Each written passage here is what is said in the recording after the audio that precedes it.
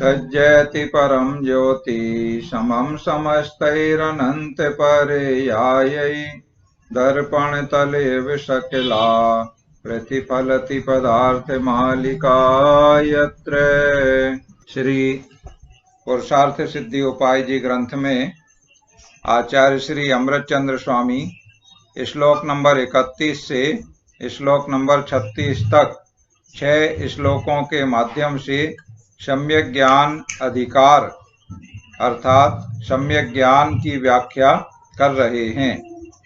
आज हम श्लोक नंबर 31 और श्लोक नंबर 32 में सम्यक ज्ञान को समझेंगे। श्लोक नंबर 31 दोहराएंगे। इत्याश्रित सम्यक त्वयि सम्यक ज्ञानम निरूप्य यत नेन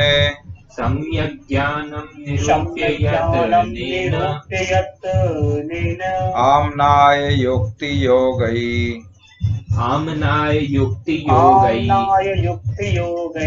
समुपास्यम नित्यमात्महितै।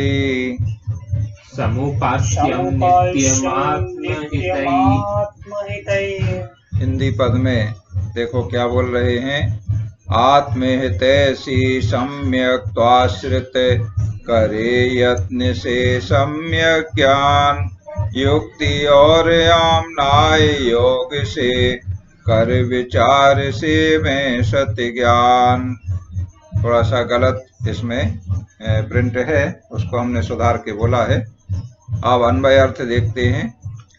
इस प्रकार आश्रित सम्यक्त्वयि सम्यक्त्व का आश्रय लेने वाले आत्महितई आत्महितकारी को नित्यम माने सदैव आमनाय युक्ति योगई जिनागम की परंपरा और युक्ति के योग से निरूप्य माने विचार करके यत्नेन माने प्रयत्न पूर्वक सम्यक ज्ञानम समुपास्याम सम्यक ज्ञान का भले प्रकार से सेवन करना योग्य है।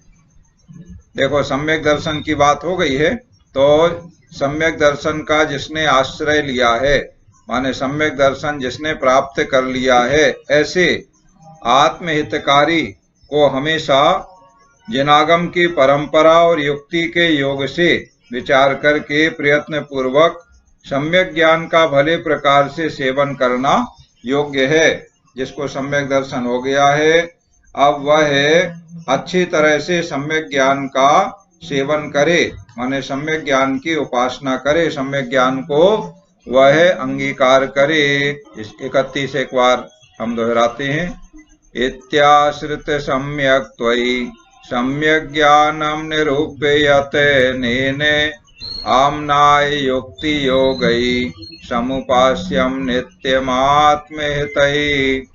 और अब श्लोक नंबर 32 में सम्यक ज्ञान की आराधना पृथक से क्यों करना चाहिए ये बात बताई जा रही है। दोहराएंगे। पृथगाराधनमिष्टम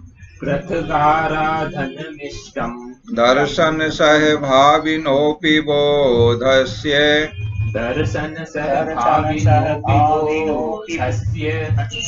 लक्षण भेदेन यतो नानात्वं संभवत्यनयो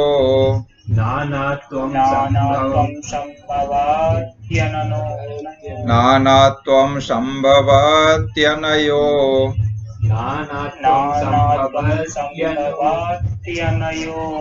दर्शन का सहभावी फिर भी ज्ञान पृथक आराधन योग्य भिन्न भिन्न लक्षण दोनों के अतः भिन्नता संभव हो।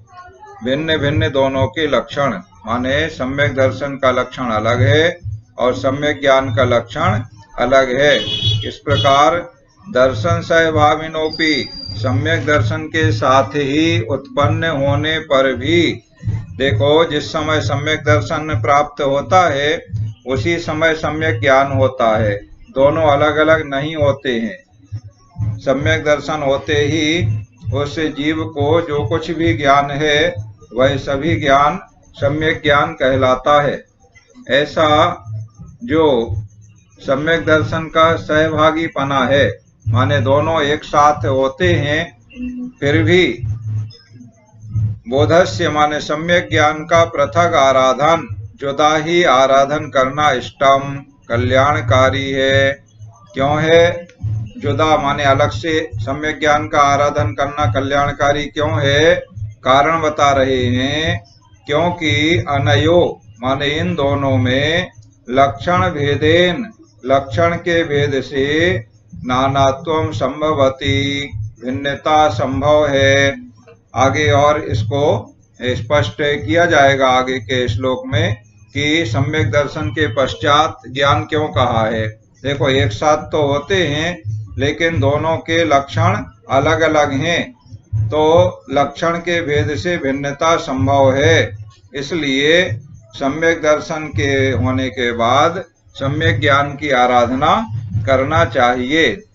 और आगे उसका और कारण स्पष्ट करेंगे कि किस प्रकार सम्यक ज्ञान का लक्षण अलग है, सम्यक दर्शन का लक्षण अलग है।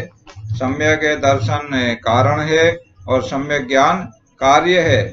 इस प्रकार से दोनों में भिन्नता है, एक साथ होते हैं फिर भी दोनों में भिन्नता है, इसलिए दोनों का पृथक पृथक आराधन करने के लिए यहाँ पर बताया गया है। श्लोक दोहराते हैं।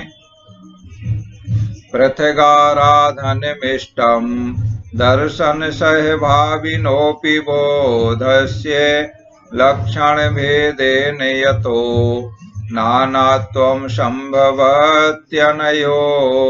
इस प्रकार सम्यक ज्ञान अधिकार के अंतर्गत आज आपने श्लोक नंबर 31 और श्लोक नंबर 32 में आत्महितैषी जो आत्महितकारी सम्यक दर्शन और सम्यक ज्ञान है, ऐसे सम्यक दर्शन का आश्रय लेने वाले को सम्यक ज्ञान का भले प्रकार सेवन करना चाहिए और सम्यक दर्शन के साथ उत्पन्न होने पर भी सम्यक ज्ञान का जुदा ही आराधन करना कल्याणकारी है। क्यों है कल्याणकारी जुदा आराधन क्यों करना? क्योंकि इन दोनों में लक्षण के भेद से भिन्नता है। सम्यक दर्शन का लक्षण अलग है और सम्यक ज्ञान का लक्षण अलग है। देखो कार्य दोनों के अलग अलग हैं। सम्यक दर्शन का लक्षण जहाँ एक और श्रद्धान करना है, श्रद्धान करने को सम्यक दर्शन कहते हैं, और सम्यक ज्ञान का लक्षण है जानना। सम्यक ज्ञान से किसी भी वस्तु को, पदार्थ को, तत्व आदि को जाना जाता है और सम्यक दर्शन से उस जाने हुए जो तत्व हैं, पदार्थ हैं, उनका श्रद्धान किया जाता है।